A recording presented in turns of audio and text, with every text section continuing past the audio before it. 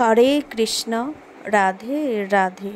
মৌমিতা পরিবারে তোমাদেরকে জানাই অনেক অনেক শুভেচ্ছা ও অভিনন্দন। আজকের আলোচ্য বিষয়টি হচ্ছে অন্নপূর্ণা পূজার ব্রত কথা। ছোট্ট একটি ভিডিও নিয়ে চলে আসলাম তোমাদের মাঝে। রাধে রাধে, জয় শ্রীকৃষ্ণ। ব্রত কথা শুরু করলাম। সকলে একটু মনোযোগ সহকারে শ্রবণ করো, তোমাদের অনেক অনেক ভালো লাগবে। চৈত্র মাসের শুক্লাষ্টমী তিথিতে অন্নপূর্ণা পূজা করা হয়। হিন্দুদের বিশ্বাস অনুযায়ী এই দিন বাড়িতে অন্নপূর্ণা পূজা করা হলে অন্নের অভাব হয় না। দেবী পার্বতী ভিক্ষুক শিবকে অন্ন প্রদান করে এই নাম প্রাপ্ত হন। দেবীর আরেক নাম অন্নদা, যার এক হাতে অন্নপাত্র রয়েছে এবং অন্য হাতে হাতা। জেনে নেওয়া যাক প্রচলিত কিছু গল্প কথা।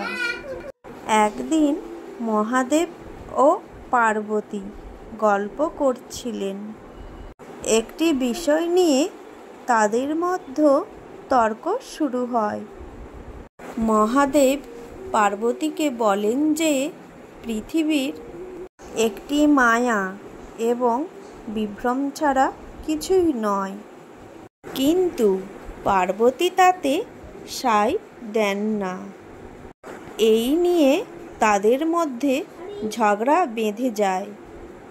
পার্বতী তার কথা সত্যতা প্রমাণ করার জন্য অদৃশ্য হয়ে যায়।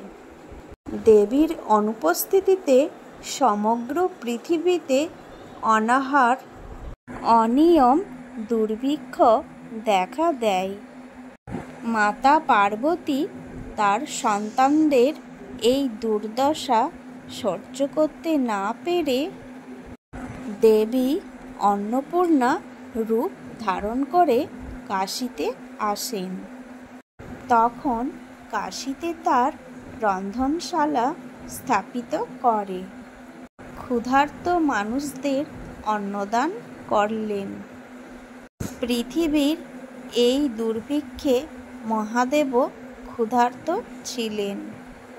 কাশীতে দেবী অন্নপূর্ণার কথা জানতে পেরে তিনিও সেখানে উপস্থিত হলেন এবং অন্নপূর্ণার কাছে অন্ন ভিক্ষা চাইলেন। মহাদেব এবার দেবী অন্নপূর্ণার উদ্দেশ্যে কাশীতে মন্দির নির্মাণ করে। কাশীর এই অন্নপূর্ণা মন্দির তথা এখানে অন্নকূট উৎসব পৃথিবী বিখ্যাত। প্রতি বছর এখানে ধুমধাম করে অন্নপূর্ণা পূজা পালিত হয়। এই কাহিনী অনুযায়ী শিব পার্বতীর বিয়ের পর সুখেই দাম্পত্য জীবন কাটছিল, কিন্তু শিব ছিলেন খুব গরিব, তাই অভাবের সংসারে অশান্তি শুরু হয়। পার্বতীর তিরস্কারে শিব ঘর ছেড়ে ভিক্ষা করা শুরু করেন, কিন্তু কোথাও ঘুরে ভিক্ষা তিনি পান না। যেখানেই যান সেখানেই অভাব। আসলে কিন্তু পার্বতীর মায়াতেই শিব ভিক্ষা পাচ্ছিলেন না, তবে তা তিনি বুঝতে পারেনি। শেষে তিনি কৈলাসে ফিরে আহার গ্রহণ করে। এরপর পৃথিবীতে যাতে অন্নের অভাব না হয়, তাই তিনি কাশীতে মা অন্নপূর্ণার মন্দির গড়ে। আজকের ব্রত কথাটি এখানেই এন্ড করলাম। সকলে ভালো থেকো এবং সুস্থ থেকো। রাধে রাধে, জয় শ্রীকৃষ্ণ। সকলে লাইক কমেন্ট করতে ভুলো না যেন।